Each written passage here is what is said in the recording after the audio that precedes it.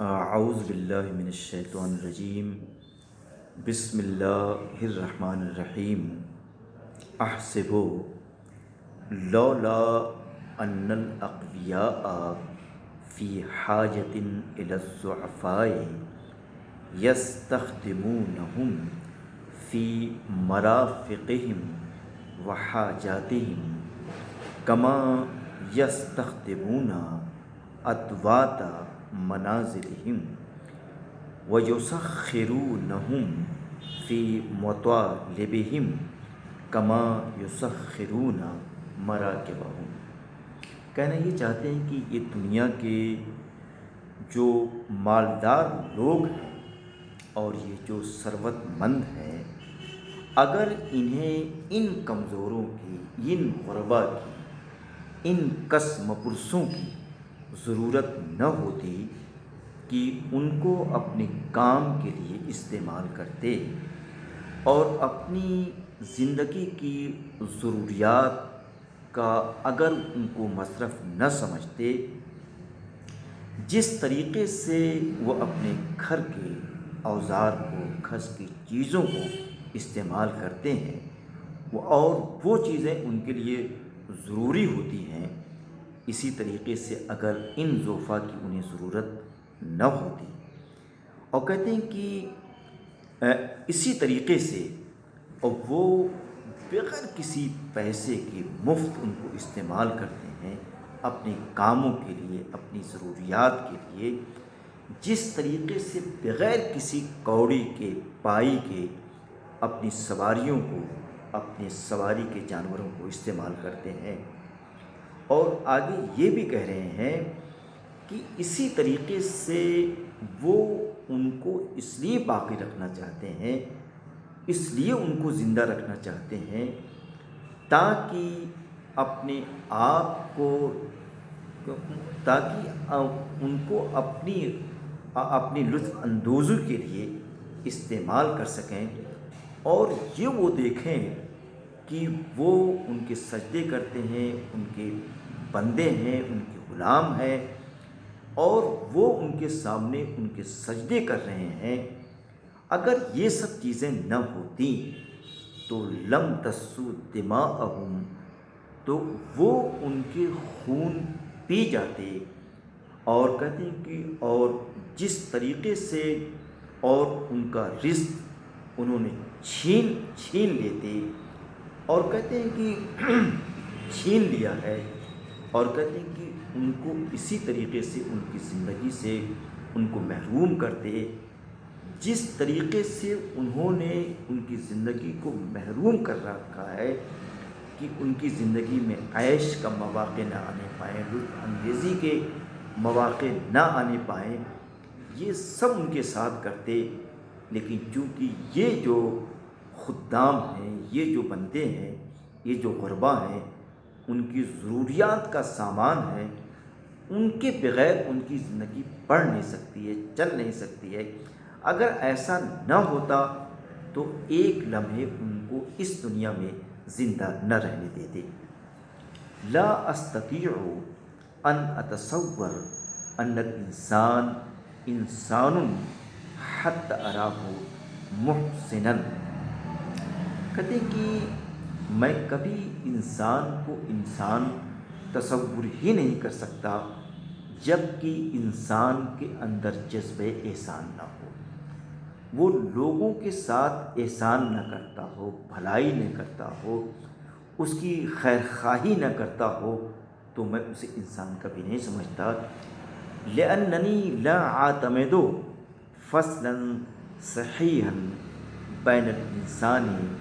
والحیوان الا الاحسان، اور انسانوں اور جانوروں کے درمیان اگر کوئی بائیفرکیشن ہے، وہ یہ ہے صرف احسان۔ اگر آدمی، اللہ، یہ انسان، آدم کی اولاد احسان نہیں کرتی ہے، جذبہ احسان سے اس کا دل خالی ہے، تو ایک طریقے سے وہ جانور ہے۔ وَإِنِّي أَرَى النَّاسَ ثَلَاثَةً،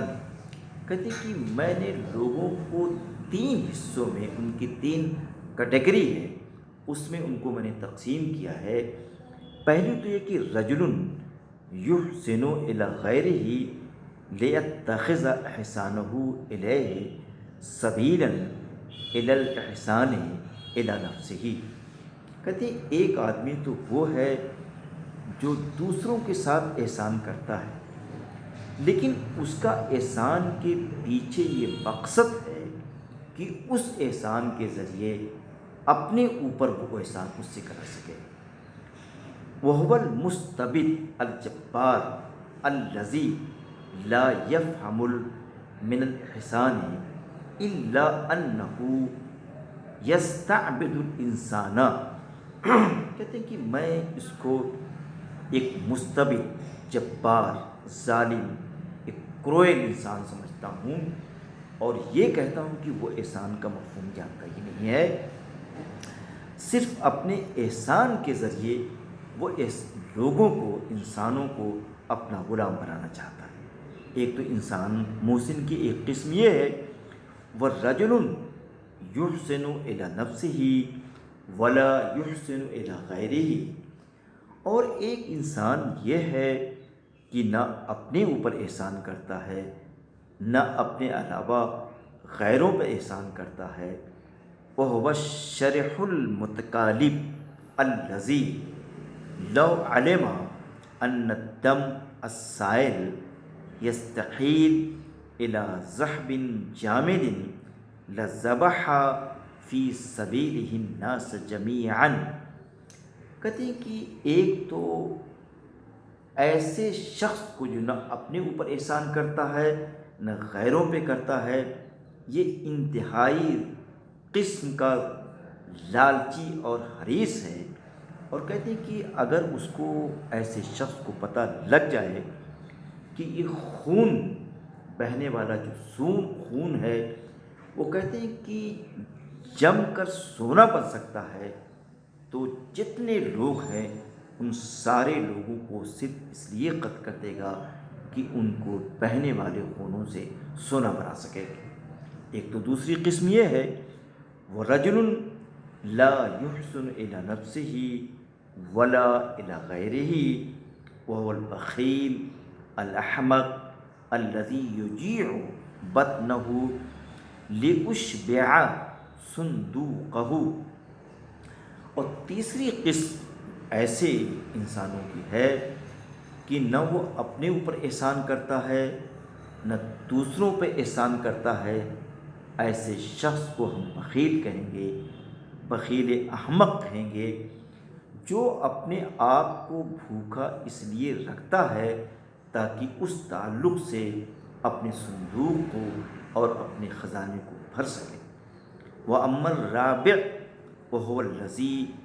يُحْسِنُ إِلَى غَيْرِهِ وَيُحْسِنُ إِلَى نَفْسِهِ فَلَا عَالَمَ لَهُ مَكَانًا۔ کہتے ہیں کہ ایک آدمی ایسا ہے جو اپنے اوپر بھی احسان کرتا ہے، اپنے علاوہ دوسرے انسانوں پر بھی احسان کرتا ہے، کہتے ہیں کہ اس کو کہاں رکھا جائے، اس کی منزلت کیا ہے، اس کی عظمت کیا ہے،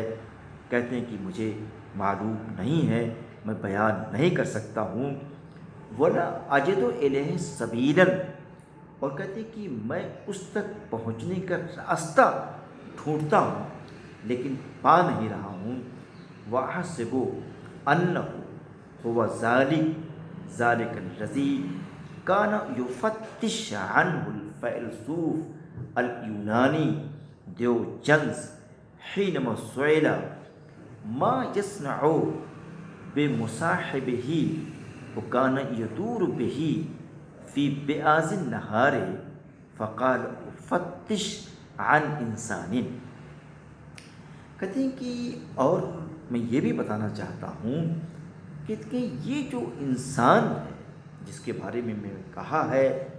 کہ اپنے اوپر بھی احسان کرتا ہے، دوسروں پر بھی احسان کرتا ہے، کہتے ہیں کہ ایسے ہی شخص کو، ایسے ہی محسن کو،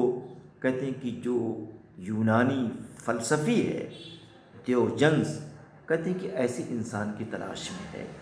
جب اس سے پوچھا گیا کہ تم اپنے بے مصباح کہ تم اپنے اس چراغ کو لے کر، کہتے ہیں کہ تم دن میں ادھر ادھر ٹہل رہے ہو، دن میں چراغ تم نے جلا رکھا ہے، لالٹین مشعل تمہارے ہاتھ میں ہے اس بے آذن نہار میں، تو اس کا کیا کام ہے؟ تو اس نے یہی کہا تھا کہ افتش عن انسان، کہ میں ایسے محسن کو تلاش کرنا چاہتا ہوں، ایسے انسان تک پہنچنا چاہتا ہوں جو خود اپنے اوپر احسان کرتا ہو اور دوسروں کی ضروریات میں، دوسروں کے مسائل میں خود کو پیش کرتا ہو، اس کے بوجھ کو اٹھانے کی کوشش کرتا ہو۔ کہتے ہیں کہ ایسے انسان آج دنیا میں بہت کم ہے، اور مجھے ایسے انسانوں کی تلاش ہے، میں ان کو دیکھنا چاہتا ہوں، ان سے ملنا چاہتا ہوں۔ کاش کہ ایسے سمجھدار انسانوں سے دنیا بھر جائے، اور دنیا میں جو تشدد ہے، جو مسائل ہیں، جو انسانیت رخصت ہو چکی ہے، وہ انسانیت ایک بار پھر واپس آ سکے۔ میں انہی کلمات کے ساتھ اجازت چاہوں گا۔ آپ کا بہت بہت شکریہ۔